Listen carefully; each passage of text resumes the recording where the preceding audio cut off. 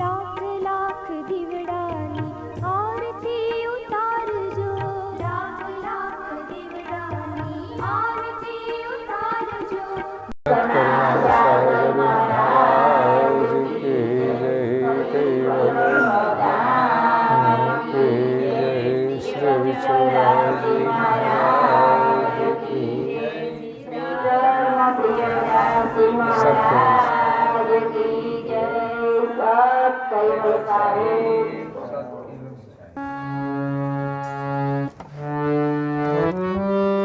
सप्तदीप नव खंड जमाए, कैवल वेता एक सहे। उग्र पुण्य तप देना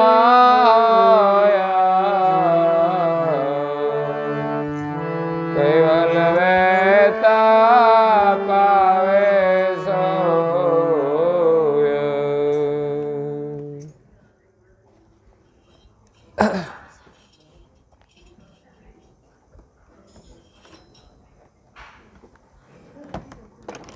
પ્રાય ભક્તજનો, જ્ઞાન સંપ્રદાયના અધ્યસ્થાપક, અનંત બ્રહ્માંડાધીશ વિશ્વનિયંતા, सकर्ता सत कैवलना महाद सजान जान अलौकिक दिव्य स्वरूप ने अनेक न्यायों द्वारा प्रत्यक्ष प्रमाण थी स्व अनुभव थी प्रतिपादन करी आपनार अनंत अंशोना तारणहार परम मोक्षना दाता कैवल धर्म धुरंधर महान समर्थ परम श्रेष्ठ परम विभूतिवान परम दयाळु परम कृपा निधि सर्वज्ञ दिव्य परम गुरु श्रीमद करुणा सागर महाराज जगतना जीवोनु परम कल्याण करवा माटे, जगतना जीवोने जन्म मरणना त्रासमांथी मुक्त करवा माटे, जगतना जीवोने जगत कर्तानो संदेश आपवा माटे अकळ विभूतिनो अति दिव्य मनुष्य देह धारण करी आ विश्वनी अंदर पृथ्वी पर रहेला 7 द्वीपमां प्रगट थया। स्वरचित अगाधबोध ग्रंथना 19मा अंगने विषे ज्ञानीનું દર્શન કરાવતા દિવ્ય પરમ ગુરુ કહે છે કે સપ્તદીપ નવખંડ જ મહી, કૈવલ વેતા એક જ સહી। ઉગ્ર પુણ્ય તપ જેના હોય, કૈવલ વેતા પાવે સોય। કર્તા માલિકે આ સૃષ્ટિની રચના કરી છે, એમાં 14 લોકનું સર્જન કર્યું છે।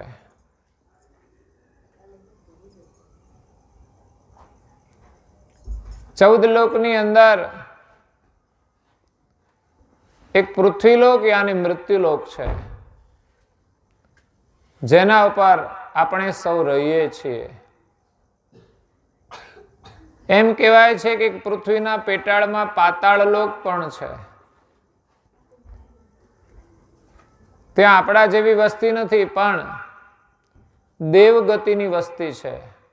शेष मुनि त्या निवास करे छे, एमनो परिवार छे।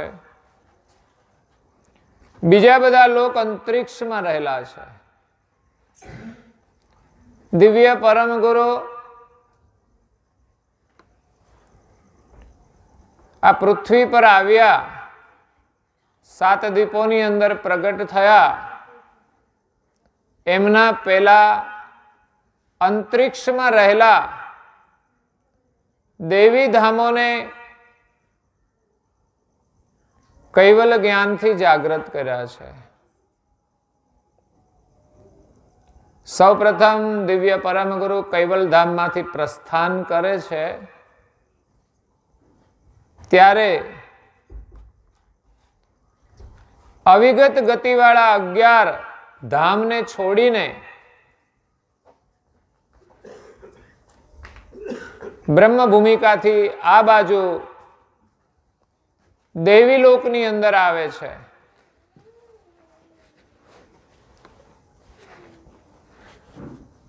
ત્યાં સૌ પ્રથમ નિરંજન પુરુષના ધામમાં જાય છે.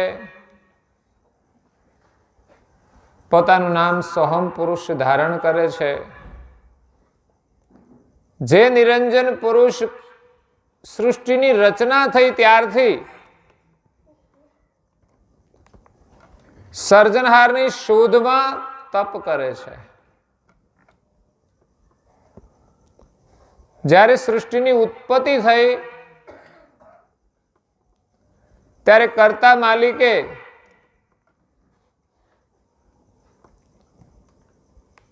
પોતાની ઈચ્છા વૃત્તિથી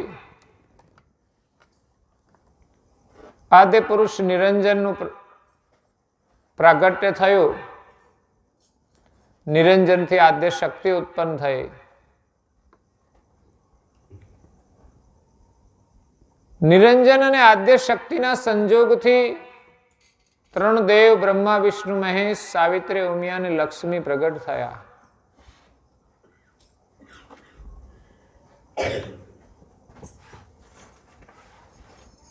સૃષ્ટિની ઉત્પત્તિનો ક્રમ આપણે સમજીએ અને જાણીએ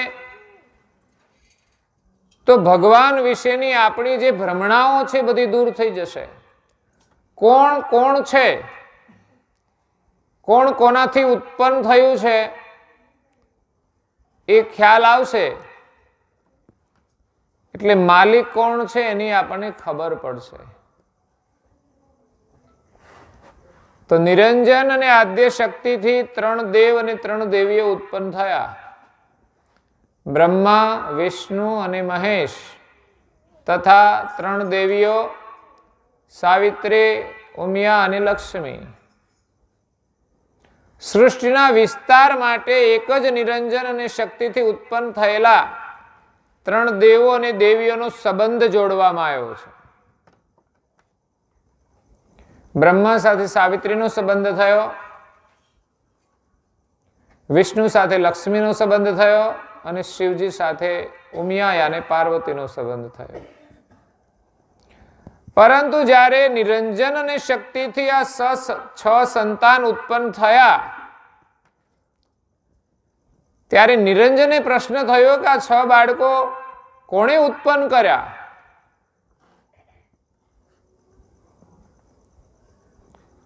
નિરંજન અને શક્તિના સંબંધથી 3 દેવ અને દેવીઓ ઉત્પન્ન થયા, પણ એમની કોઈ એવી ઈચ્છા નહોતી કે આવું કંઈ ઉત્પન્ન થાય. એને એમ લાગ્યું કે ઉત્પન્ન કરનાર કોઈ છે. જેમ પતિ અને પત્નીના સંબંધથી સંતાનનો જન્મ થાય છે, તો શું એ પતિ અને પત્નીથી એ બાળક બની ગયું છે? એમણે તો માત્ર સહેજાસહેજ ક્રિયા કરી છે. બનાવનાર તો કોઈ જુદા છે, અને બનાવનાર એ જ હોય તો કોઈ પોતાના બાળકને ખોડ ખાપણ વાળું જન્મ આપશે ખરા? તો એમની ઈચ્છા પ્રમાણે તો બાળક બનતું નથી. દરેકને રૂપાળું બાળક જોઈએ, દરેકને બુદ્ધિશાળું બાળક જોઈએ, પણ એ પોતાની ઈચ્છા પ્રમાણે નથી થતું. અને દરેકને છોકરો જ જોઈએ, પણ છોકરી તો નહીં. પરણાવ હોય ત્યારે કોની સાથે પરણાવશો? ન્યાય રાખજો થોડો, સમજ્યા? પરમાત્મા જે સંતાન આપે એને સ્વીકાર કરવો જોઈએ, એ નીતિ છે.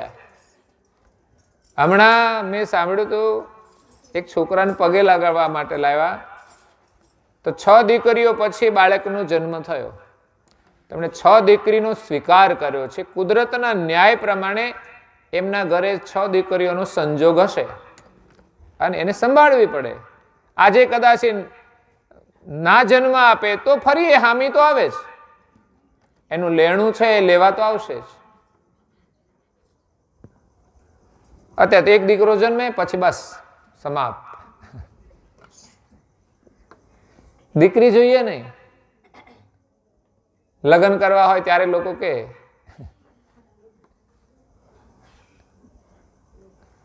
તમારી પણ દીકરીનો આદર તો કરવો પડશે. એટલે 3 દેવો અને દેવીઓનો જન્મ થયો તો નિરંજન પુરુષને મનમાં પ્રશ્ન થયો કે આ કોણે ઉત્પન્ન કર્યા? આદ્ય શક્તિ તો એમ કે છે આ તમારા જ બાળકો છે, તમારા કહેવાય ખરા, પણ એમણે ઉત્પન્ન નથી કર્યા. એમનું કોઈ પ્રયોજન નહોતું કે 3 સંતાન ઉત્પન્ન થાય ને 3 પુત્ર અને પુત્રી ઉત્પન્ન થાય.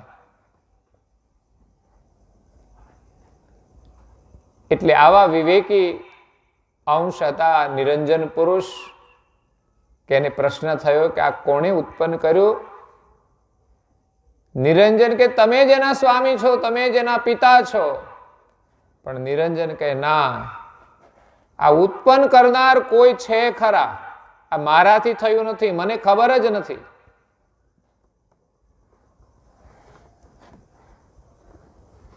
એટલે એ આદ્ય શક્તિને છોડી અને શૂન્યની અંદર તપ કરવા માટે ચાલ્યા જાય છે. આમ તો નિરંજનનું ધામ છે અને આદ્ય શક્તિનું પણ ધામ છે. આમ ભલે બંને એકબીજા સાથે જોડાયેલા છે, પરંતુ આ સૃષ્ટિની જે રચના છે એ પ્રમાણે બંનેના ધામ અલગ અલગ છે. પરમ ગુરુ નિરંજન પુરુષના ધામમાં આવે છે અને જે ઈચ્છાથી નિરંજન પુરુષ તપ કરે છે ત્યારે એને અહેસાસ થઈ ગયો કે આપ કોણ છો, કે હું જેની શોધ કરું છું એ જ આપ પ્રભુ છો. પરમ ગુરુ એમને પોતાની ઓળખ આપે છે અને પોતાની ઓળખ આપે એટલે માલિકની ઓળખ તો થઈ જ જાય કે હું કૈવલ કર્તાનો પરમ વિશેષ અંશ છું. જગતના જીવો કર્તાની ભૂલી ગયા છે, એ કર્તાની ઓળખાણ લઈને આવ્યો છું, એનું જ્ઞાન લઈને આવ્યો છું, એમનો અનુભવ લઈને આવ્યો છું. ત્યારે નિરંજન પુરુષ બહુ જ વિનમ્ર ભાવથી પરમ ગુરુને પ્રણામ કરે છે અને એની દીક્ષા પણ ગ્રહણ કરે છે. પરમ ગુરુ એને અમર મંત્ર પ્રદાન કરે છે. ત્યાર પછી શક્તિના ધામમાં આવે છે તો શક્તિ પણ એનો આદર કરે છે. ત્યાં ઓમકાર સ્વામી નામ ધારણ કરે છે અને એમને પણ કૈવલ્ય જ્ઞાનનું લક્ષ્ય આપે છે. ત્યાર પછી ગૌલોકમાં આવે છે. ગૌલોકમાંથી વૈકુંઠ, બ્રહ્મસદન અને કૈલાસમાં આવે છે. ત્યાંથી તાપસલોક, જનલોક, મહરલોક, ઋષિમંડળ, તારામંડળ, ચંદ્રલોક અને સૂર્યલોકમાં થઈ અને પછી પૃથ્વી પર આવે છે. જ્યારે પરમ ગુરુ ધ્રુવ મંડળની અંદર આવે છે ત્યારે વચ્ચે કોઈક ધામ છોડી દે છે. કિન્નરલોક, ગાંધર્વલોક, ભૂરલોક. કારણ કે ત્યાં આ જ્ઞાનના ઉપદેશની કોઈ જરૂર નથી કે એમને કોઈ અસર થાય તેમ નથી. કારણ કે કિન્નરોને બહુ કંઈ ભક્તિનું મહત્વ ના હોય, એ તો રોડ ઉપર ફર્યા કરતા હોય. ગાંધર્વો પણ ભોગવિલાસમાં મસ્ત હોય છે.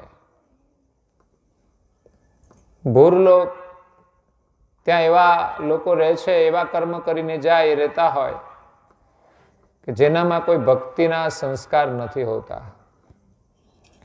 પરમ ગુરુ જ્યારે અંતરિક્ષમાંથી પૃથ્વી પર આવે છે ત્યારે પ્રથમ એ પુષ્કર દીપની અંદર આવે છે, જ્યાં કાયમ પુરુષ પોતાનું નામ ધારણ કરે છે. એ રીતે ક્રમશઃ 7 દીપની અંદર પ્રગટ થાય છે. પુષ્કર દીપ, પછી એમાંથી સાગદીપ, કૌશક દીપ, કુશાલક દીપ, સાલમદીપ, પાલકીદીપ અને 7મા જંબુદીપમાં આવે છે. જંબુદીપની કથા બહુ સુંદર છે. અહીંયા ગુરુ મહારાજ કહે છે કે સપ્તદીપ નવખંડ જ મહી. પૃથ્વી પર 7 દ્વીપ છે અને 9 ખંડ છે.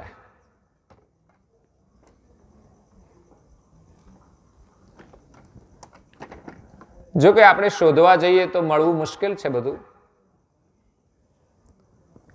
પણ શાસ્ત્રોએ લખ્યું છે એટલે એ સત્ય છે.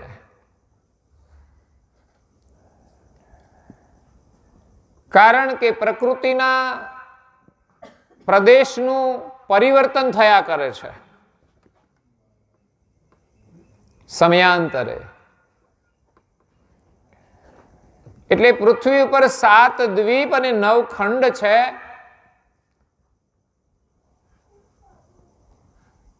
એ તમામ વિસ્તારની અંદર તપાસ કરે તો કૈવલ વેદતા એક જ પુરુષ છે. સમસ્ત વિશ્વમાં કૈવલ વેદતા એક જ છે. વિશ્વના જે સર્જનહાર કૈવલ છે એમને જાણનારા આ વિશ્વની અંદર માત્ર ને માત્ર એક કૈવલ વેતા પરમ ગુરુ છે. પરમ ગુરુ કે કૈવલ વેતા બે નથી, એક જ છે. કૈવલ કર્તાના પરમ વિશેષ અંશ છે એ બે છે. એક આદ્ય પુરુષ નિરંજન અને બીજા પરમ વિશેષ અંશ પરમ ગુરુ કરુણા સાગર, જેમણે બધા જ દ્વીપોની અંદર ભિન્ન ભિન્ન નામ ધારણ કર્યા, બધા દૈવી ધામોમાં પણ ભિન્ન ભિન્ન નામ ધારણ કર્યા. સોહમ પુરુષ ઓમકાર સ્વામી, સ્વાંતિકર સ્વામી, કૃપા સિંધુ ગૌલોકની અંદર નામ ધારણ કર્યું, સતલોકની અંદર સત સામર્થ નામ ધારણ કર્યું છે, સચુતામણી, અમૃત સાગર,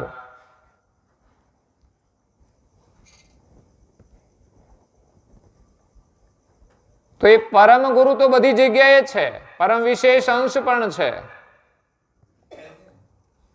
પણ એ સિવાય પરમ ગુરુએ અલગ અલગ નામ ધારણ કર્યા છે. એમના નામો પણ એમની ઓળખ આપે છે. જેટલા પણ પરમ ગુરુએ નામ ધારણ કર્યા છે એ એમની ઓળખ છે. એવું નહીં કે જે સારું લાગ્યું તે નામ લઈ લીધું. ઘણી વાર લોકો એવું કરતા બીજાનું જે સારા નામ હોય ને એ આરોપણ કરી દે. હવે એને અંગીકૃત છે કે નહીં ખબર નહીં. લોકો કહી દે તો અવિનાશી છે, પણ એનું જન્મ મરણ થતો હોય છતાં પણ કહી દે તો અવિનાશી છે. એટલે કોઈને કહેવાથી અવિનાશી થતા નથી. પણ પરમ ગુરુ જે નામ ધારણ કર્યા છે એ પોતાના સ્વરૂપ અનુસાર ધારણ કર્યા છે, પોતાની ગતિ અનુસાર ધારણ કર્યા છે, પોતાના કાર્ય અનુસાર ધારણ કર્યા છે.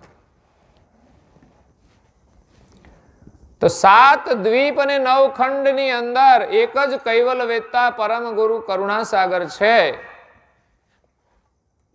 પણ મહત્વની વાત કહીએ આપણને, ઉગ્ર પુણ્ય તપ જેના હોય કૈવલ વેદતા પાવે સોય. આ કૈવલ વેદતા પુરુષ કોને મળે, કેવી રીતે મળે? તો કે જેનું પુણ્ય હોય એને મળે છે. તો થોડું પુણ્ય તો કરવું પડશે ને. ઘરમાં વડીલો હોય એની થોડી સેવા કરવી પડશે, પાડોશીને મદદ કરવી પડશે, પાડોશીની સાથે સારા સંબંધ રાખવા પડશે. એથી વિશેષ પુણ્ય ઘરમાં સેવા, પૂજા, પ્રાર્થના. આપણે ત્યાં તો પુણ્ય પ્રાણી, પશુ, પંખી દરેકની સેવા કરવાનું આપણું કર્તવ્ય છે. આપણને ભગવાને માણસ બનાવ્યા છે એટલે આપણું કર્તવ્ય છે પ્રાણી માત્રની સેવા કરવાનું.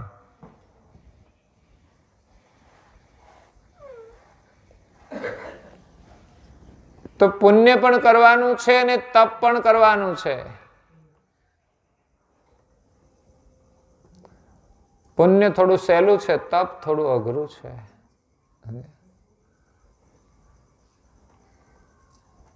ઘરમાં કોઈ કહી દે ને આપણે સહન કરીએ, એ તપ છે.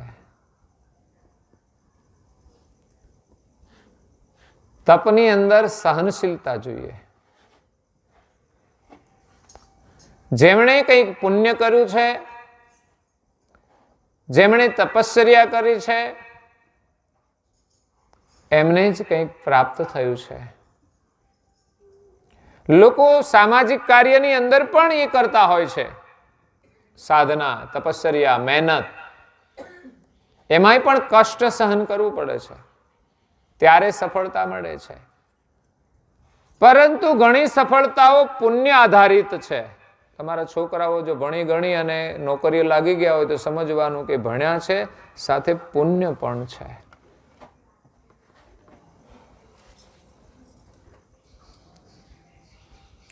નહીં તો બધાના છોકરા ભણીને નોકરીએ નથી લાગતા, બધાને સરખી સફળતા નથી મળતી. ત્યાં ફર્ક પુણ્યનો છે. એટલે પુણ્ય કરવું જોઈએ, મહેનત યાને તપ પણ કરવું જોઈએ, થોડું સહન પણ કરવું જોઈએ. કારણ કે કોઈ પણ કાર્ય કરીએ તો તકલીફ તો પડે જ, મહેનત તો કરવી પડે છે. વહેલા ઉઠવું હોય તો તકલીફ પડે છે.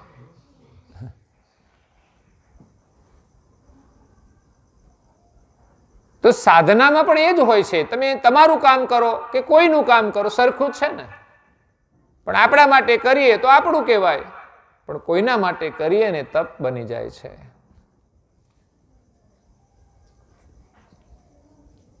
અહીંયા તપ અને પુણ્ય બંનેની વાત કરી છે. ભગવાનનું સ્મરણ કરવું એક તપ છે. તમે 1 કલાક કથા સાંભળશો, કીધું છે 1 જ કલાક કરવાની, કારણ કે 1 જ કલાક તપ કરવાનું છે.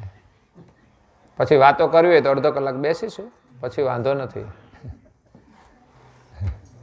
અને લગ્ન હોય ને કંઈક આપણે રમવાનું હોય ને તો 12 વાગે તો બહુ વાંધો આવે. પણ આમાં અમારો ટાઈમ છે કે આટલું હોય તો ઘણું થઈ ગયું. કારણ કે ખાવાનું મર્યાદિત હોય, એની લિમિટ હોય છે. માણસે કેટલું ખાવું એની લિમિટ હોય છે કે બસ હવે વધારે. પણ પૈસા કમાઈએ અને મળે તો એમાં કોઈ લિમિટ ખરી કે બસ હવે બસ? એમ આમાં એક સમયની લિમિટ છે. અને સારી વસ્તુ છે, ગાડી ચલાવીએ ને એની પણ લિમિટ રાખવી. દોડવું એટલું દોડવાનું, એમાં વાંધો નહીં, પણ ગાડીને બહુ ના દોડાવાય. આપણે તો દોડી દોડીને કેટલું દોડવાના.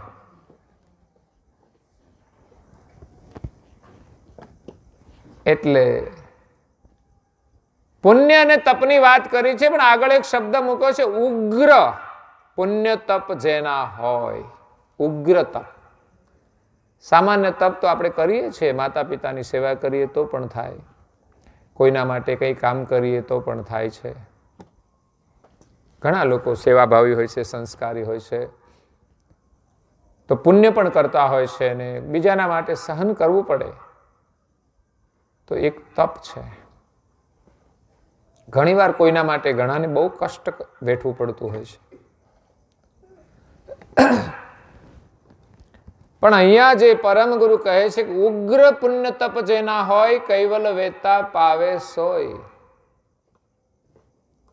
દુનિયાના લૌકિક ગમે તેટલા કાર્યો કરીએ એ બધું સામાન્ય પુણ્ય છે. પણ આ તો કેવું ઉગ્ર તપ કે જેને પરમ ગુરુને મળવાની અને મેળવવાની ઉગ્ર ભાવના હોય, અને એના માટે જે કંઈ કરવું પડે એ કરવા માટે તૈયાર હોય. જેને જેની પ્રાપ્તિ કરવી છે ને એને મેળવવા માટે માણસ સર્વસ્વ અર્પણ કરી દે છે. તમારે મકાન બનાવવું હોય તો તમે એ ના જુઓ કે ખેતી હોય તો પણ એમાંથી તમે સમય કાઢીને બનાવી જ દેશો. દર વર્ષે રૂલ તો સરખો જ હોય કામકાજનો, પણ એમાં તમારે આ કામ કરવું છે તો એ વર્ષે પણ થઈ જશે. પણ બીજા વર્ષે એમ કહીશું કે આ જે મકાન બનાવ્યું એટલો ટાઈમ તમે સેવામાં કાઢો, પણ એ નથી નીકળતો.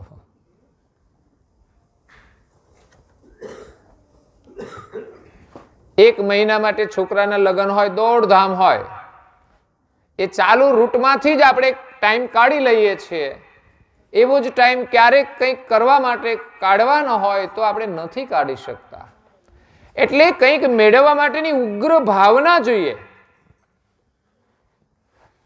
એના માટે ઊંઘનો ત્યાગ કરવો પડે, આહારનો ત્યાગ કરવો પડે, સુખનો ત્યાગ કરવો પડે, ઊંઘનો ત્યાગ કરવો પડે, બધું છોડવું પડતું હોય છે. અને એને આપણે છોડીને કરીએ છીએ એવું નહીં, પણ આપણે કરવા માટે વિચારતા જ નથી. એવું એક તપ છે. તપસ્વી રઘુરામ મહારાજશ્રીએ તપ કર્યું છે. અને કેવું તપ કર્યું છે? પરમ ગુરુને મેળવવા માટે, માલિકને મેળવવા માટે, સર્જનહારને મેળવવા માટે કુટુંબ પરિવારના સુખનો ત્યાગ કર્યો. સાધુ જીવન સ્વીકાર્યું. એ પણ કેટલું કષ્ટદાયી. તપસ્વી એમાંય પણ બધા જ સુખનો ત્યાગ. એ સમય એવો હતો કે કઈ સાધનો તો નહોતા, છતાં પણ કોઈ આશ્રમ પણ નહીં, શરીર ઉપર પૂરા કપડા પણ નહીં. માત્ર જેટલા જરૂરી છે એટલી જ એમને માત્ર લંગોટી વાળી છે, જેની જરૂર છે. અને આપણે તો કેટલી જોડી કપડાં હોય તોય ભગવાનનું ભજન થતું. એ પહેરવાના હોય ને ત્યારે મન ચક્રાવે ચડી જાય. આ પહેરું કે આ પહેરું? આ સમસ્યા છે મોટી. એ વધારાનું. બસ જરૂર હોય એટલું જ આપણે લઈએ ને તો ભજન થાય. અને એક વિશ્વાસ બંધાય કે આપણે જેટલું જોઈએ એટલું ભગવાન આપશે જ. અને ભગવાનનું ભજન કરીએ તો મળે જ. ભજન નથી કરતા એને પણ મળે છે. અને જે ભજન કરે ને એને ભગવાન જેટલું આપે ને એટલું વધારે જ હોય છે. કે આ ભગવાન આપણે જરૂર કરતા વધારે આપી દે છે. અને આપે તો પછી સ્વીકારતા નથી. સમાજ સેવાની અંદર જોડી દેતા હોય છે. પોતાનું જીવન, સમય, સંપત્તિ, જે પોતાનું જીવન આપી દે એને માટે તો કંઈ રહેતું જ નથી. પણ સંસારમાં રહેતા હોય તો સ્વાભાવિક છે કે એમની જવાબદારી હોય, ફરજ હોય, નિભાવતા કે ભાઈ આ બધું મેળવવાનું મહત્વ નથી, પણ મહત્વ છે પરમ ગુરુને પામવાનું. એ ક્યારે મળશે, કેવી રીતે મળશે, એના માટે હું શું કરું, અને જે કરવું પડે તે કરવાની આપણી તૈયારી હોય. એ જિજ્ઞાસા પ્રગટ નહીં થાય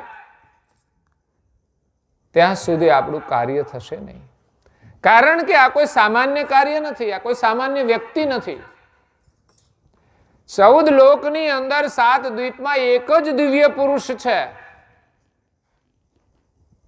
એ મળવા મુશ્કેલ છે. પરમ ગુરુ આવ્યા, 14 લોકમાં ગયા એટલે દેવો તો ભાગ્યશાળી છે જ. અને એ તો દેવો છે, મોટું કાર્ય સંભાળી રહ્યા છે, એટલે પરમ ગુરુ એને તો સ્વાભાવિક મળે. મોટા માણસને હવે મળે, કારણ કે સંચાલન કરી રહ્યા છે, એક સેવા કરી રહ્યા છે. પણ જે પ્રપંચ કરતા હતા ને એના ધામમાં ના ગયા, પાછા સ્વર્ગમાં ના ગયા, બહુ કિન્નર લોકમાં ના ગયા, ભૂરલોકમાં ના ગયા, ગાંધર્વ લોકમાં ના ગયા. કે ગાંધર્વ એટલે સ્વર્ગની અંદર તો બધું નાચ ગાન જ ચાલતું હોય. પણ જે દેવો વંદનીય છે, સ્મરણીય છે, એ બધાને પ્રથમ મળ્યા. અને ત્યાર પછી દિવ્ય પરમ ગુરુ. ત્યાં પાછા દેવી ધામોની અંદર પણ વિશેષ ગતિના અંશો ત્યાં હોય છે. જે મૃત્યુલોકમાંથી સાધના તપસ્યા કરી અને દેવી ધામોને પ્રાપ્ત કર્યું હોય એવા સામાન્યમાંથી વિશેષ ગતિ જેમણે પ્રાપ્ત કરી હોય, વિશેષ ધામની પ્રાપ્તિ કરી હોય, એ અંશો પણ ભાગશાળી છે. એટલે પરમ ગુરુ ત્યાં ગયા અને બધાને કૈવલનો લક્ષ્ય આપ્યો. અને એ જ અંશો મને લાગે છે કે દૈવી ધામોમાંથી પાછું પોતાનું કલ્યાણ કરવા માટે આ પૃથ્વી પર આવ્યા, જ્યારે પરમ ગુરુ પૃથ્વી પર આવ્યા. કારણ કે પરમ ગુરુને મળવાનું ભાગ્ય કોનું હોય? એ તો જેણે કંઈક તપ કર્યું હોય, પુણ્ય કર્યું હોય ને દેવલોકને પામ્યા હોય. અને દેવલોકમાં પરમ ગુરુ મળે એને, એ પણ ચાહના હોય, નહીં તો ના મળે. દેવધામ મળ્યા પછી પણ એને સંતોષ ના થાય, એને એમ થાય કે આપણા ઉપર કંઈક છે, હજુ કોઈ આપણા માથે કોઈ રહેલા છે. ત્યારે એને એવા પરમ પુરુષની પ્રાપ્તિ થાય કે જે આપણને સર્જનહારની ઓળખ કરાવે. એટલે પરમ ગુરુ પૃથ્વી પર આવ્યા અને જે જે ભક્તોને મળ્યા, જે જે મનુષ્યને મળ્યા, એમ કહી શકાય કે ઉગ્ર પુણ્ય તપ જેના હોય કૈવલ વેતા પાવે સોય. જેનું જેનું ઉગ્ર પુણ્ય અને તપ હોય એને જ કૈવલ વેતા પરમ ગુરુ કરુણા સાગર મળે છે. એમના દર્શન પણ દુર્લભ છે.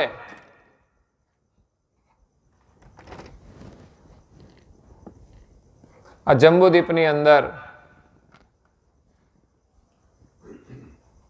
હેતબાઈ માતાએ કેવું તપ કર્યું, ત્યારે એને પરમ ગુરુ બાલ સ્વરૂપે મળ્યા. બધાને નથી મળતા. એ તો જે ભાગ્યશાળી માતા હોય, જેમણે ઉગ્ર પુણ્ય અને તપ કર્યું હોય, એને પરમ ગુરુ સહેજા સહેજ મળે છે. અને પ્રમાણ છે આપણી પાસે કે હેતબાઈ માતાને કેમ પરમ ગુરુ મળ્યા. તો ગયા જન્મની અંદર હેતબાઈ માતાએ પુણ્ય અને તપ કર્યું છે. જ્યારે બાલ સ્વરૂપે પરમ ગુરુ મળ્યા, ત્યારે પરમ ગુરુએ એમની ઓળખ આપી કે હું તમારા બાળકના બદલામાં મળ્યો છું.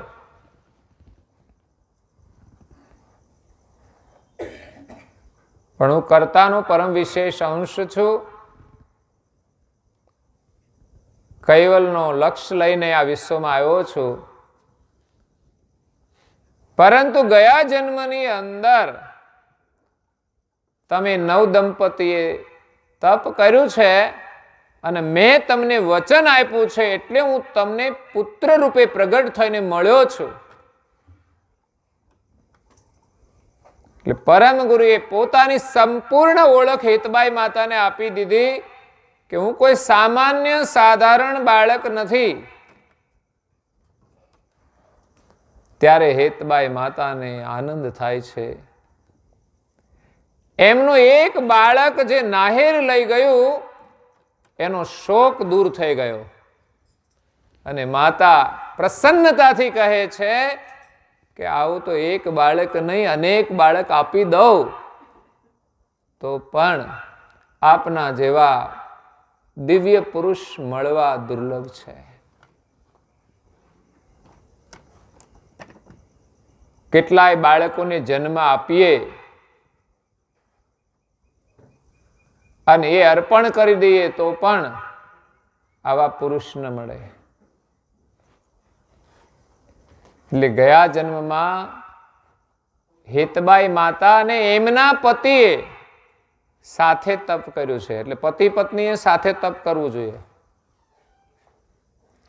સાથે લડે તો ખરા, એમાંય તપ. બે એકબીજા મૌન લઈ લે, કેવું તપ કહેવાય, મૌન વ્રત.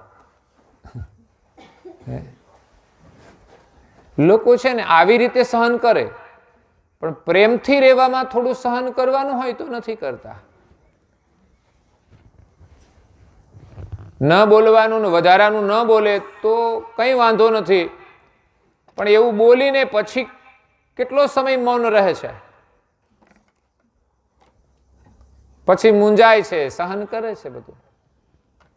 જરૂર હોય ત્યાંય બોલતા નથી. એટલે પતિ અને પત્ની સાથે તપ કરે છે, મતલબ સાથે ભક્તિ કરવી જોઈએ. આમાં તો બહેનો ભજન કરે ને ભાઈઓ ભોજન કરે, અને એ સારું તો નહીં. પાછું ઘરે તો બંને સાથે જમ્યા જ હોય, પણ પછી પાછું એક ભોજન કરે. હે એટલે બહેનો ભજન કરે ને ભાઈઓ બજારે બેઠા બેઠા ભોંજગડ કરે. ગપ્પા મારીએ તો શું કરવાનું, કામ વગરની વાતોમાં સમય કાઢવાનો. હવે તો ઘરમાં ને ઘરમાં લોકો ટાઈમ કાઢે છે, મોબાઈલમાં, ટીવીમાં.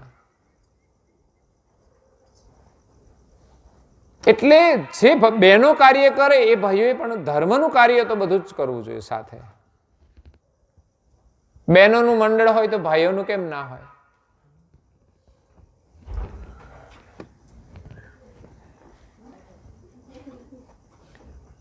બહેનોને ભજન ગાતા આવડે તો ભાઈઓને કેમ ના આવડે?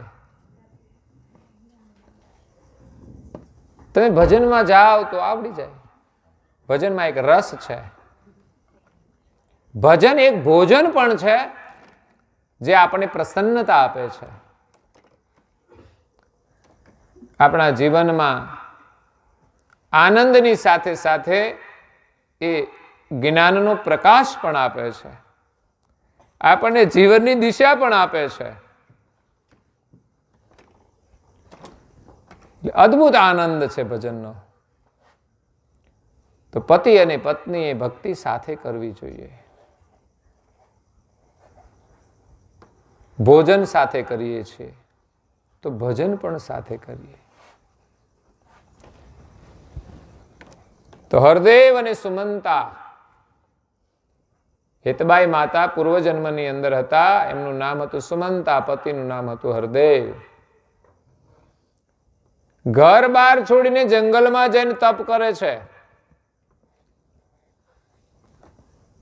તો આપણે ઘર છોડીને સત્સંગ સુધી જવાનું હોય તો જવું જોઈએ, મંદિર સુધી પણ આળસ ચડે છે, ટાઈમ મળતો છે ને. ગામમાં મંદિર કોના માટે બનાવ્યું છે? તો કે વડીલોના માટે. નાના બાળકથી માંડીને વડીલ સુધી દરેક સભ્યએ જે પરમ ગુરુના ઉપાસક હોય તો એમને જવું જોઈએ. આ શ્રદ્ધા હોય તો જવાય છે, નહીં તો જવાતું. મંદિર કોઈ સાધારણ સ્થાન નથી. તમે બધા કેટલી મહેનત કરો ત્યારે મંદિર ઊભું થાય છે. ત્યાં નિત્ય પૂજા થતી હોય અને પ્રાર્થના કરવાનું એક સ્થાન છે. ત્યાં તમને એકાંત મળે, શાંતિથી તમે પ્રભુનું સ્મરણ કરો, પ્રાર્થના કરો. ભલે 5 મિનિટ કરો, દર્શન કરવા જાઓ એટલો સમય, પણ એક ઉત્તમ કાર્ય છે. અને એ પણ એક તપ છે અહીંથી ત્યાં સુધી જવું.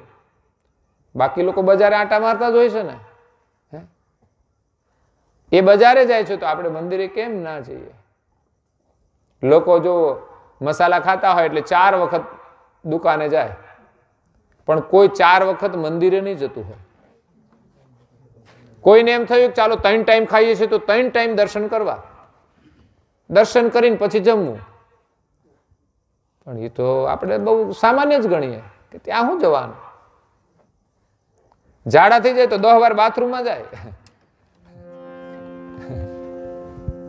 પણ આપણે સારું કાર્ય છે એની મહત્વ આપતા નથી. કે એકવાર જઈ આવ્યા હોય તો બીજી વાર ના જવાય? સવારે ને સાંજે જવાય. કમસે કમ 2 વાર જવું જોઈએ. એક વાર ન જઈએ તો પછી આપણા ભાગ્યનો ઉદય થાય કેવી રીતે? પરમ ગુરુ ક્યાં મળે આપણને? જેમના માટે તો આપણે ત્યાગ અને તપસ્યા કરવી પડશે અને પ્રતીક્ષા કરવી પડશે.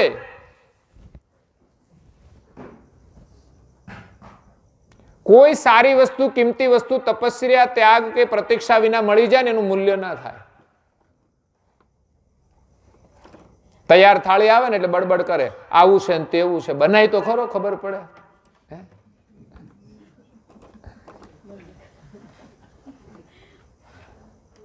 એક તો તૈયાર મળે છે, એટલે ત્યાગ, તપસ્યા અને પ્રતીક્ષા હોય ત્યારે આ વસ્તુ મળે છે. શબરીબાઈની અંદર ત્યાગ હતો, તપસ્યા હતી અને પ્રતીક્ષા હતી, વિશ્વાસ હતો.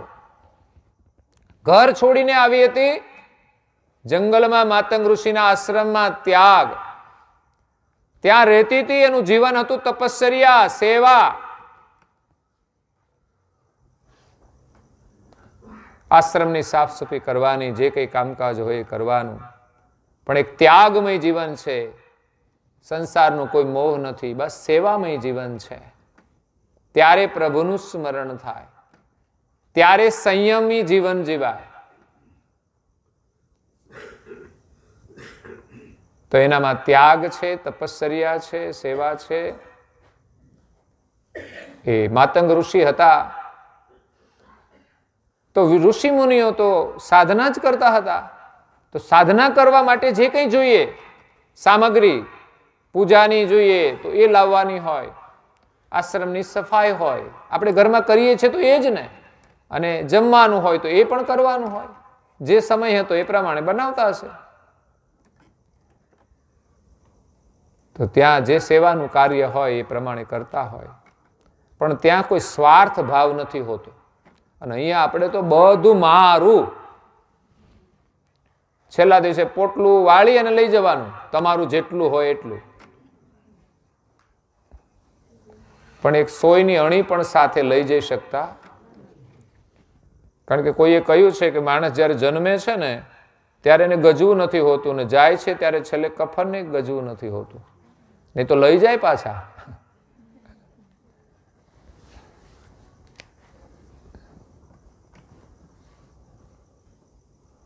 એટલે ત્યાગ, તપસ્યા, સેવા અને સ્મરણ હોય, આ બધા ગુણો એક સાથે બધા જોડાય છે. જ્યાં ત્યાગ હોય, તપસ્યા હોય, સેવા હોય, ત્યાં સ્મરણ તો સ્વાભાવિક હોય ને. સ્મરણ કરવાથી જ તપસ્યા થાય છે.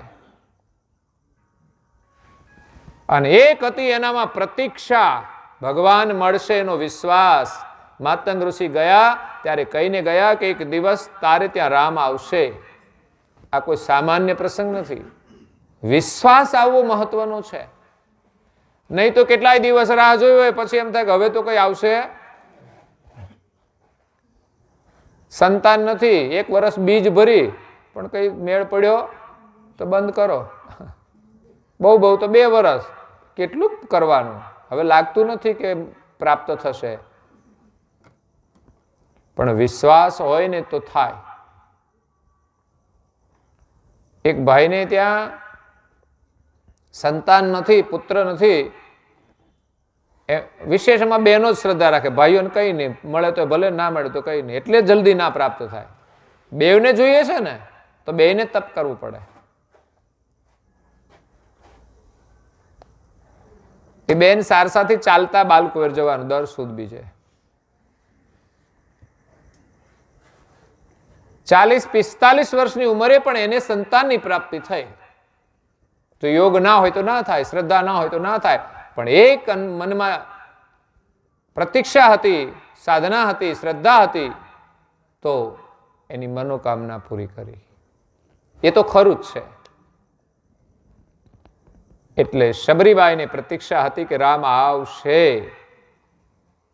તો ભાવના કેવી કે આજે જ આવશે એવી તૈયારી. આપણે તેમ કે આવશે ત્યારે જોઈશું, આવશે ત્યારે તૈયારી કરવાની. બાકી એની તૈયારી એવી હતી કે આજે રામ આવશે જ.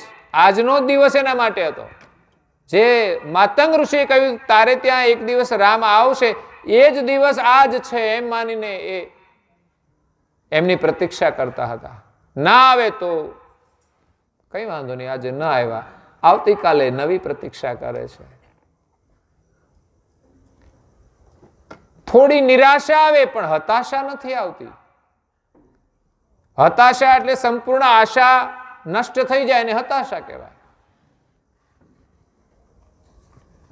જ્યારે થોડી નિરાશા પછી પણ એક આશા છે. તો આપણામાં પણ એવી આશા જો જન્મે કે પરમ ગુરુ આપણને મળે તો નિત્ય નિયમ તમે દર્શને પણ જશો મંદિરે, મંદિરે જવું એ દર્શન છે, અને એક દિવસ પરમ ગુરુ આપણને દર્શન આપશે. એ સિવાય પરમ ગુરુને મળવાના માધ્યમો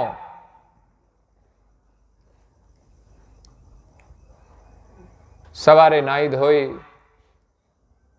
પરમ ગુરુના સન્મુખ બેસી એમનું પૂજન કરવું.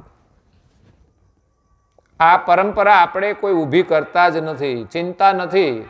આપણે બીજું બધું કરીએ છોકરાઓ માટે, પણ મહત્વપૂર્ણ છે કે આપણે એમના માટે આ પરંપરા ઊભી કરીએ કે દરેક સભ્યએ પૂજન કરવાનું. એમાં ઘરવાળા ના કરે ને તો કહી દેવાનું ચા નહીં મળે. અને હું કરે છે જોઈ લો. હવે ચા વગર ન હાલતું હોય તો એમ કહી દે કે તમારા વગર ચાલશે? હે, એમ કહી દે. ચા વગર જેને ન હાલતું એમ કહી દે પત્ની વગર ચાલશે? હે, કોણ ચા એને પાસે? એટલે સારા કાર્ય માટે જો આપણે આગ્રહ રાખીએ તો પરિણામ આવે છે. જે નથી એવા વ્યસનો લઈને લોકો ફરે છે, એના માટે બજારે જવાય છે, એના માટે સમય છે, અને મગજ ખરાબ કરે છે. તો જે કરવા જેવી પ્રવૃત્તિ છે એમાં ઇન્ટરેસ્ટ નથી રહેતો. તો પૂજન બધાએ કરવું જોઈએ, આ સંસ્કાર છે. રોજ પરમ ગુરુનું પૂજન થાય, આ કોઈ સામાન્ય કાર્ય નથી. એક દિવસ તમારી ભાવનાને પવિત્ર બનાવી દેશે. ઉત્તમ સંસ્કારોનું નિર્માણ થઈ જશે. આ કોઈ એક દિવસની ક્રિયા નથી કે આજે કરી દઈએ. રોજ કરવા જેવું છે. સંસ્કારની પરંપરા છે.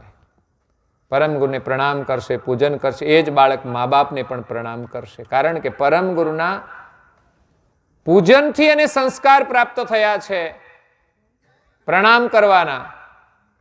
તો એ મા બાપની પણ પૂજા કરશે, એમનો પણ આદર કરશે, એમને પણ પ્રણામ કરશે. પૂજન કર્યા પછી કપાળમાં એ જ ચંદનથી તિલક કરો અને કંકુ પણ કરો. પૂર્ણ તિલક કરવાનું. પરમ ગુરુ ને જો મળવું હોય તો આ પણ એક શ્રદ્ધા છે, આપણો પ્રેમ છે. ગુરુ મહારાજે આપેલો મંત્ર, એમાં પૂર્ણ વિશ્વાસ હોવો જોઈએ. આ જ મંત્રથી આપણું કલ્યાણ થશે. પૈસામાં જેટલો પ્રેમ છે ને એટલો જો મંત્રમાં થઈ જાય ને તો આ જન્મે કલ્યાણ થઈ જાય. પૈસા મળે તો ખુશી થાય છે? હે, થાય છે ને? એ જ આપણી આ મંત્ર છે ને, એ જ આપણી મૂડી છે. જેટલા મંત્ર જપો એટલું બેલેન્સ વધે છે, એટલું તમારું પુણ્ય વધે છે. અને મંત્ર જપ કરવો એ તપશ્ચર્યા છે. સહેલું કામ નથી ને સામાન્ય કામ નથી.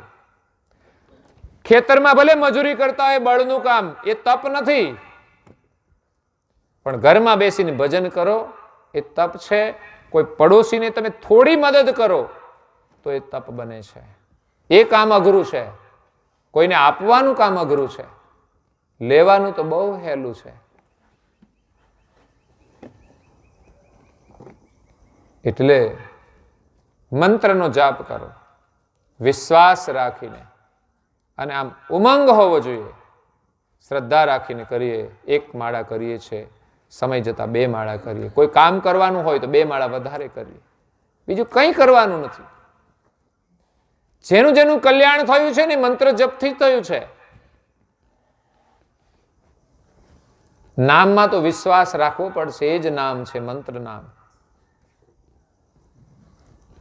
અને એક ગુરુ મહારાજની આરતી, એનો આદર છે, એનું સન્માન છે. આરતી એક દર્શન છે, એક પૂજા છે. ઘણાને આરતી નહીં આવડતી હોય કરતા, બોલો. ગાતાય નહીં આવડતી હોય ને આરતી કરવામાં આમાં ઊંધી ફેરવે. એલા કોઈ દિવસ ક્યાંક જોયું છે કંઈ? કોઈક દિવસ આરતી કરી છે? એટલે ઘરમાં આરતી પણ વારા ફરતી બધાને કરવી જોઈએ કે જેથી ખબર પડે ને આમ એકદમ શાંતિથી આરતી કરે. નહીં તો દિવેટો ઉલાળ નાખે. એટલે હું તું કરવા બેઠો, કઈ તલવાર ચલાવે? ઘણા જોયું ને આમાં ઉપાડે સીધું, મેં કેટલા ધીમી રાખ ને તો બુજાઈ જશે બધી. એ 2 જણા પરિવારમાં સાથે 3-4 જણા કરતા હોય આમાં ખેંચા ખેંચી કરતા હોય. એટલે એક સાથે આમ એક સુરમાં જેમ આપણે ખબર પડે કે બસ અહીં હવે ઊંચી લેવાની છે એ પ્રમાણે ચાલી જાય. જેને બહુ ખબર ના પડતી એને ખાલી થોડો પોચો હાથ રાખવાનો, જેને ખબર પડતી હોય એ કમ્પ્લીટ ફેરવે. એટલે આમાં કોઈની સાથે જોડાઈ જવાનું છે. નરી બીડીઓ જ ફૂંકી હોય કરે હું એ ફાવે લ્યો બધું. એમાં તો પાછા આમ કરીને આમ પીતા હોય ઘણા. એ પાછા ધુમાડા પાછા મોઢામાં લે ને પાછા નાકમાંથી કાઢે. એવી તો કલા છે એની પાસે, બોલો.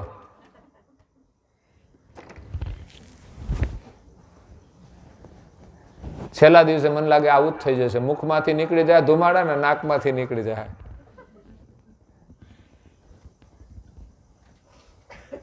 તો પ્રાર્થના કરવી જોઈએ. આપણે ત્યાં ઋષિમુનિએ પ્રાર્થનાઓની રચનાઓ કરી છે. કોના માટે? આપણા માટે. કેવી સુંદર પ્રાર્થનાઓ ઘણીવાર સવારમાં બધી મંદિરોમાં વાગતી હોય છે, જે આપણે સ્વયં કરવાની. એવું નહીં કે ઘરમાં ટેપ મૂકી દે એટલે ચાલ્યા કરે. એ વ્યવસ્થા સારી છે, બધા સાંભળે, આનંદની વાત છે. જે કશું નથી કરતા એના માટે છે. પણ જ્યાં સુધી વ્યક્તિ પોતે જાતે નહીં કરે ત્યાં સુધી એનું કામ નહીં થાય. પેલી કહેવત છે ને, આપ મુવા વિના સ્વર્ગે ન જવાય. એમ ટેપ જો ભજન કરશે ને તો આપણને સ્વર્ગ નહીં મળે કે કલ્યાણ નહીં થાય. એક સંસ્કાર માટે છે કે ભાઈ આપણા ઘરમાં આવું વાતાવરણ સારું બને, સવારમાં ભજનો વાગતા હોય ને આપણે આ કામ કરીએ. એમ કામ કરતા કરતા ભજન સાંભળીએ. પણ આપણે નિયમથી કંઈક સ્વતંત્ર રીતે કરવું જોઈએ. એટલે પરમ ગુરુને પ્રાપ્ત કરવા માટે ઉગ્ર પુણ્ય અને તપ કરવાનું છે. હેતબાઈ માતાએ પૂર્વજન્મની અંદર પતિ પત્નીએ સાથે તપ કર્યું છે. બંનેનો એક મત. વિચાર તો કરો. નહીં તો એકને જંગલમાં જવું હોય, બીજો ના જાય, તમારે જવું જ જાઓ, મારે કઈ નવરાશ નથી. પણ બંનેનો એક મત. અને ત્યાં જઈને કઈ લડે નહીં, મારા માટે આવું લઈ આવ્યા. એ સમજણ મહત્વની છે. ઘરમાં જો એવું જીવતા આવડી જાય ને તો કલ્યાણ થઈ જાય. કોના માટે લડવાનું? તમે વિચાર કરો તો ઘરમાં લડવાનું કોના માટે? કોઈ વસ્તુનો આગ્રહ શા માટે? કોઈ વાતનો આગ્રહ? પ્રેમથી રહેવાનું છે અને ભગવાનનું સ્મરણ કરવાનું છે, એનો આગ્રહ રાખો તમે. આ તો ન જરૂરી હોય એવા આગ્રહ ઘરમાં રાખીને લડતા હોય. હા, કોઈ આગ્રહ રાખે કે તમે બેસો ભજન કરવા, કે તમે બેનને કહી કે તમે બેસો ભજન કરવા, એ આગ્રહ સાચો છે, એ લડાઈ બરાબર છે. પણ આ તો બિનજરૂરી લોકો લડતા હોય છે. એટલે હરદેવ અને સુમંતા પૂર્વજન્મની અંદર પાલકી દીપમાં સલારટ શહેરની અંદર એ રહેતા હતા. એ બ્રાહ્મણ કુળની અંદર એને જન્મ લીધો હતો.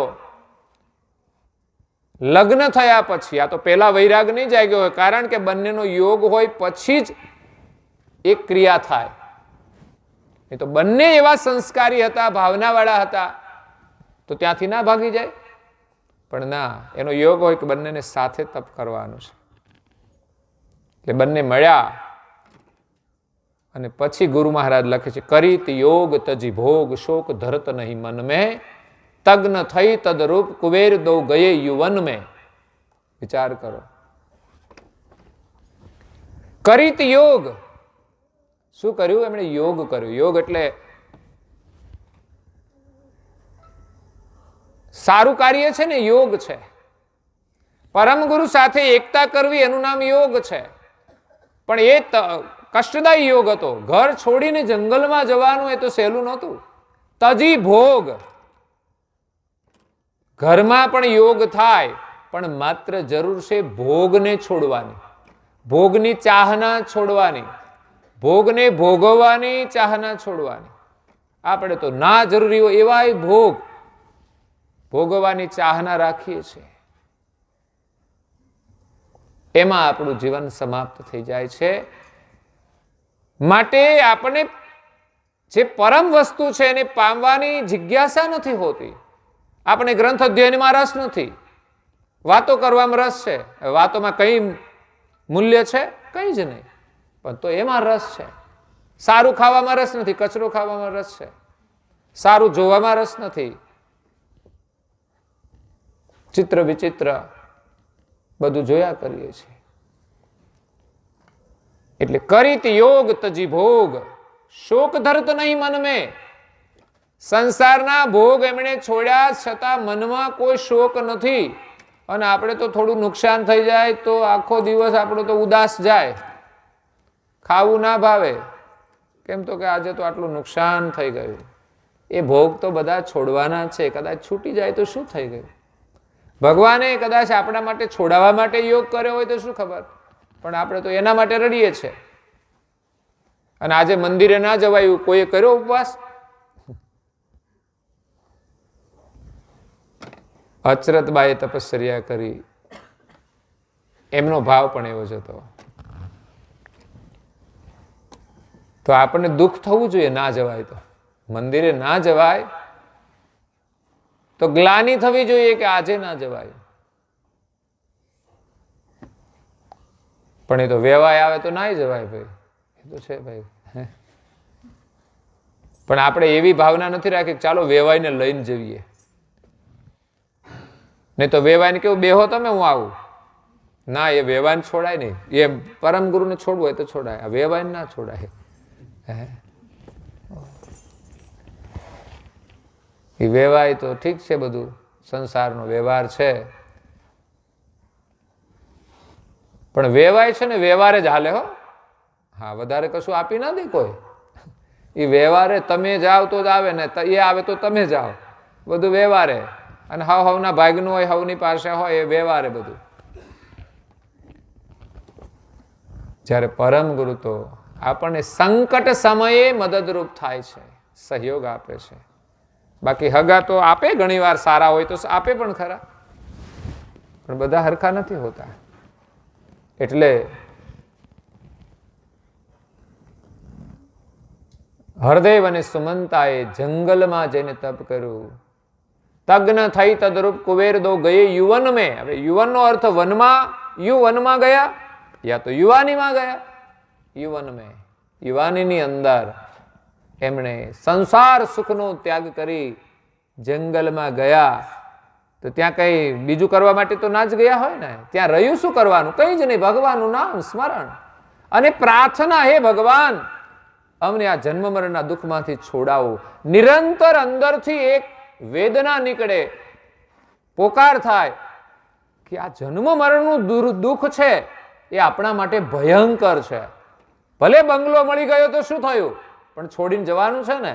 અને આવશે મોત. મોત આવ્યા પછી પાછો જન્મ, જન્મ પછી દર વખતે બંગલો નહીં મળે, એ પણ યાદ રાખવાનું છે.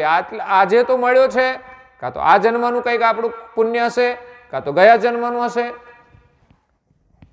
અને જે કરે છે પુણ્ય તો એને મળે છે, પણ છતાં જન્મ મરણ તો ચાલુ. હું બંગલો હોય એટલે બીમારી ના આવે? આવે કે ના આવે? ડાયાબિટીસ આવે, બીપી વધે, તો પછી એટલે દુઃખ તો છે જ બધે. અને મૃત્યુ કોનું નથી આવતું? અને કોને ખબર છે મૃત્યુ કેવું આવે? એવું થોડું છે કે બંગલામાં સુખદ મૃત્યુ હોય અને ઝૂંપડામાં દુઃખદ હોય. હા, એનું જીવન ભલે દુઃખદ રહ્યું હશે, પણ મૃત્યુ કદાચ એનું સુખદ પણ હોઈ શકે. અને બંગલામાં રહેતા હોય પણ શરીર છૂટે જ નહીં, કેટલા વર્ષો નીકળી જાય, બાધા રાખવી પડે કે હવે શરીર છૂટે તો સારું, કારણ કે બીજા થાકી જાય સેવા કરવા વાળા. આ પરિસ્થિતિ છે. પણ જીવન જે ત્યાગમય જીવા છે, તપસ્યામાં જીવા છે ને, એને કોઈ તકલીફ નહીં પડે, કારણ કે એને જીવનમાં તકલીફોને સ્વીકારી લીધી છે સહજતાથી, પ્રભુના સ્મરણ સાથે. પછી ગમે એવી તકલીફ આવી જાય ને, કોઈ ચિંતા જ નથી, કારણ કે પ્રભુ સ્મરણનો જે આનંદ હોય ને, ત્યાં તકલીફો તો શું આપણને તકલીફ આપવાની છે? તકલીફોને તકલીફ પડે ને તો જતી રહે. કે અહીં કઈ મજા આવશે? અહીં કોઈ આપણી ખબર પણ કાઢતું નથી, કોઈ સન્માન કરતું નથી. અત્યારે તો લોકોને તકલીફ આવે, મારે આ તકલીફ છે, મારે આ તકલીફ છે. તકલીફ કે અહીં મજા છે, અહીં આપણા ગુણગાન ગાય છે, સમજ્યા? તકલીફને બહુ યાદ નહીં કરવાની, આવે તો આવે, પણ આપણે તો બધાને કહીએ મારે આ તકલીફ છે. એટલે પરમ ગુરુને મળવું હોય તો ઉગ્ર તપ કરવું પડે. હરદેવ અને સુમંતાએ જંગલમાં જઈને તપ કર્યું અને પરમ ગુરુ સર્વજ્ઞ દ્રષ્ટિએ પાલકી દીપની અંદર પ્રગટ થયા હતા. ભવભીડ ભંજન સાહેબ એમનું નામ હતું. અને પતિ અને પત્ની બ્રાહ્મણ એ ગુંજારન વનમાં તપ કરતા હતા. ત્યાં એ ફરવા માટે ગયા. એટલે કઈ એમ જ નથી ગયા, એ સર્વજ્ઞ ગતિએ જાણીને ગયા છે કે આ અધિકારી બે અંશો એ તપ કરી રહ્યા છે, તો સમય લઈને એમને દર્શન આપવા માટે જાય છે. જો અધિકારી બને ને તો પરમ ગુરુને શોધવા નહીં જવું પડે. સપ્તદીપ અને નવખંડમાં એક છે, પણ એ સામેથી દર્શન કરવા આવશે, આપવા આવશે. પણ ક્યારે? કે એની પ્રતીક્ષા હોય ત્યારે. રામ પણ શબરીની ઝૂંપડીએ આવ્યા છે ને, પણ એને પ્રતીક્ષા કરી છે. જો પ્રતીક્ષા ન હોત તો કદાચ ના આવે. એને વિશ્વાસ હતો. એટલે તો હમણાં એક ભજન ફેમસ થઈ ગયું છે ને, રામ પ્રતિષ્ઠા થઈ અયોધ્યાની અંદર, ત્યારે શબરીનું વિશ્વાસનું એક ભજન, આએંગે આએંગે રામ આએંગે, मेरी झोपड़ी के भाग आज खुल जाएंगे, राम आएंगे. આ ભક્તિ ભાવ છે. મારું ઘર પાવન થઈ જાય રામ આવે એટલે, ઝોપડી એની પાવન થઈ જાય. हे राम आएंगे तो अंगना संजाऊंगी, दीप जला के दिवाली मैं मनाऊंगी, मेरे जिंदगी के सारे दुख मिट जाएंगे, राम आएंगे. આવો ઉમંગ અને ભાવ હોય કે રામ આવશે. એ કેમ ભાવ છે એને મળવાનો? રામ આવશે તો મારા બધા જ દુઃખ સમાપ્ત થઈ જશે. તો રામ આવે એના માટેની તૈયારી. તો હું મારું આંગણું સજાવીશ. દરરોજ સજાવે છે. દીપ જલા કે દિવાળી મેં મનાઉંગી. બનાવ્યું છે કોઈએ, પણ એક શબરીના અંદર તો કેટલોય ભાવ હશે. કદાચ એ તો ભજન દ્વારા વ્યક્ત પણ ન થઈ શકે, પણ આ તો કોઈ ભક્તિ ભાવવાળાએ એ શબરીનો પ્રસંગ જોઈને એમણે ભજન બનાવ્યું છે. અને ખરેખર રામના દર્શનથી શબરીના દુઃખ સમાપ્ત થઈ ગયા. એવી જ રીતે કૌશલ્યા માતાને ત્યાં રામે જન્મ લીધો. એનું પણ એક અહોભાગ્ય કહેવાય. જેમ હેતબાઈ માતાનું અહોભાગ્ય હતું, પરમ ગુરુ પ્રગટ થઈને એમને મળ્યા. એટલે માતાનું ઉદાહરણ આપે તો કે કૌશલ્યા જેવી માતા. એક ભજન એનું પણ છે, કૌશલ્યા સી માતા હો, લક્ષ્મણ સા ભાઈ હો, હનુમંત જૈસા સેવક હો, હનુમંત જૈસી ભક્તિ હો. એ પણ બહુ સરસ ભજનો બનાવ્યા છે ભક્તિ ભાવના. રામ ઝૂલે તો ઝૂલા મેં ઝુલાऊंगी, मीठे मीठे भजन मैं सुनाऊंगी, मेरे जिंदगी के सारे पाप मिट जाएंगे, रे राम आएंगे. પછી ભોજન કરાવવાનું હોય એ ભાવ છે. रुचि रुचि भोजन में भोग लगाऊंगी, रुचि रुचि भोग में लगाऊंगी, मीठे मीठे बेर में खिलाऊंगी, प्यारी प्यारी प्यारी प्यारी सीता संग आएंगे, राम आएंगे. સાંભળીને આવડી ગયો, ખબર જ નહોતી આ ભજન છે. એટલું બધું વાગ્યું ને. એટલે હરદેવ અને સુમંતાએ તપ કર્યું ને પરમ ગુરુ દર્શન આપવા માટે આવ્યા. એમનો આદર કરે છે, ઊભા થઈ પરમ ગુરુનો આદર કરે છે, એમની પુષ્પથી પૂજા કરે છે અને ફળ એમને અર્પણ કરે છે ભોગ માટે. અને વિનમ્ર ભાવથી પ્રાર્થના કરે છે, એમની સેવાથી પરમ ગુરુ પ્રસન્ન થાય છે કે માગો તમારે શું જોઈએ છે. અને એને માગી લીધો કે અમને જન્મ મરણના ત્રાસમાંથી છોડાવો, આ માયા અમારે જોઈતી. અને આપણે માગીએ છીએ માયા, કે બસ માયા આપો, બસ પછી વાંધો નહીં. જે માયા આપે આપણે તો એને માગવાના હોય, એનું ભજન માગવાનું હોય. માયા મળશે તો મન તો માયામાં જ લાગી જવાનું છે. એટલે વિચાર કરીએ તો જેટલું મળ્યું છે ને એમાં ભગવાનની કૃપા સમજીને એનું ભજન કરીએ ને તો ઉત્તમ છે. ન મળે તો કઈ ચિંતા નહીં, મળ્યું છે એનો સદુપયોગ. એમની કૃપાનો અહેસાસ થવો જોઈએ. ત્યારે પરમ ગુરુએ વચન આપ્યું કે તમે અહીંથી આ શરીર છોડીને જાઓ, જંબુદ્વીપમાં મારે ત્યાં જવાનું છે. અહીંથી તમે જન્મ લ્યો, 15-20 વર્ષ થાય, પછી મેરેજ, પછી જે સંતાન થશે એટલો સમય પરમ ગુરુએ રાખ્યો છે એમાં પાલકી દ્વીપમાં. ત્યારે એમને ત્યાંથી વિદાય કર્યા. અને પરમ ગુરુ જ્યારે યોગ થાય છે હેતબાઈ માતા સાથે જંગલમાં, ત્યારે એ પાલકી દ્વીપમાંથી જંબુદ્વીપની અંદર બાલ સ્વરૂપ ધારણ કરીને એને મળે છે. કહેવાનો મતલબ એ જ, ઉગ્ર પુણ્ય તપ જેના હોય કૈવલ વેતા ભાવે સોય. જેનું ઉગ્ર પુણ્ય હોય, ઉગ્ર તપ હોય, એને કૈવલ વેતાની પ્રાપ્તિ થાય છે. હવારે એની કથા વિશેષ આગળ શ્રવણ કરીશું. અત્યારે અહીંયા કથાને વિરામ આપીએ. અસ્તુ સત કૈવલ સાહેબ કેવલ કથા કી જય. કૃષ્ણ સ્વામી મહારાજ કી જય. પરમ ગુરુ શ્રીમંત કરુણાસાગર મહારાજ કી જય. પૂજ્ય શ્રી નારાયણદાસજી મહારાજ કી જય. શ્રી સબ કુબેરાચાર્ય મહારાજ કી જય. શ્રી સબ સંતન કી જય. શ્રી સબ દેવન કી જય. જ્ઞાન સંપ્રદાય કી જય. ગુરુ ઘરી સારસાપુરી કી જય. શ્રી કૈવલધામ કી જય. કથા સત્સંગ પૂર્ણાવતી કા સત કૈવલ સાહેબ.